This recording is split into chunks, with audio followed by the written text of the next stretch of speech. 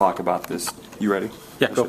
Sort of talk about this summit and what you hope to accomplish with it. Well, I think you have to put it in perspective. First of all, our schools are probably the safest place our kids can be. From 7:30 to 3:30 or whatever the school time is, the kids are safe. But we want to make those schools safer. And we know that tragedy can occur. We have seen, the shooting in Colorado, which occurred in a movie theater. We've seen the tragedy in Chardon. So we know things can occur. And so it makes sense to get together to try to come up with, frankly, the best practices and have that discussion. And that's what we're doing today. One of the things I'm going to talk about is the fact that the Ohio Revised Code requires schools to file an emergency plan with the Attorney General. They are also required to file a blueprint of their school. That information is then not public record, but it is available to local law enforcement. So if there is a fire or a tragedy, a shooting, something, and the first responder is going out there, as he or she is going out there, they can literally call that right up. They can get that on their screen.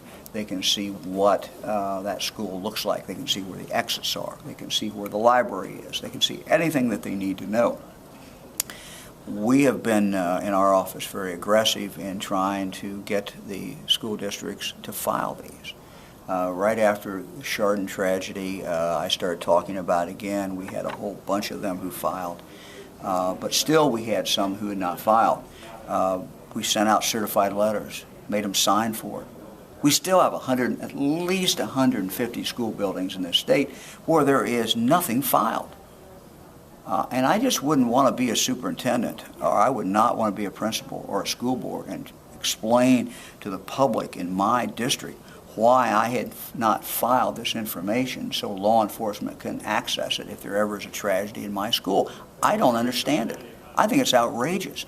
And I think the public ought to demand that these superintendents and demand that the school boards file these with the Attorney General's office. Is there any penalties that you guys can go after? There is no penalty other than the penalty of public opinion. And I'm going to use that. And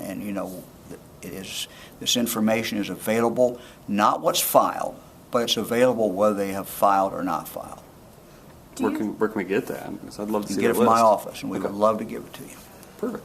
Do you think And I will say this: we're still it's a work in progress. It's an incomplete list, but it's at least 150 that have not filed. Is that school districts or school buildings? That would be buildings. Okay. That would be buildings. And do you think they just don't have plans in place, or they just haven't filed? I would have no idea. Okay. Either way, it's outrageous. Can't believe any school district in this state doesn't have a plan, and I can't believe any school district in this state can't get hold of some, blueprint or something of their school. The other thing I'm going to talk about today is that some schools that have filed very inadequate plans.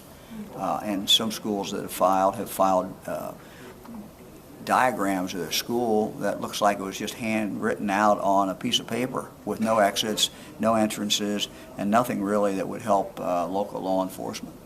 What makes up an adequate plan in your mind? Well, I think an adequate plan is a plan that somebody can look at and understand. We have one plan that is about a foot thick. I don't know how law enforcement responding could ever go through there and come up with any kind of information, or how the public could even understand it. The other extreme is just very, very, very small little plan that obviously was not thought out at all. And again, there's no requirement other than they file. But I think that every school would want to do the best they could. And when they file a plan that doesn't have an exit or doesn't show where the exits are, that seems to me to be a problem. Is there any other guidelines then that you can put in place to say, like, this is what we're looking for, this is what we'd like to see from you, and kind of give them a... Well, we've been doing that. I mean, we've been talking about, and we are very willing to work with any school district on this, and I know the Department of Education. This is kind of a partnership that we have with the Department of Education. We are charged with collecting the data and then putting the data up on OLEG so that police officers can pull that directly down and pull that down. And that's what is so very, very important. But I know that the State Department of Education would love to work with any school on this and help them come up with the plan.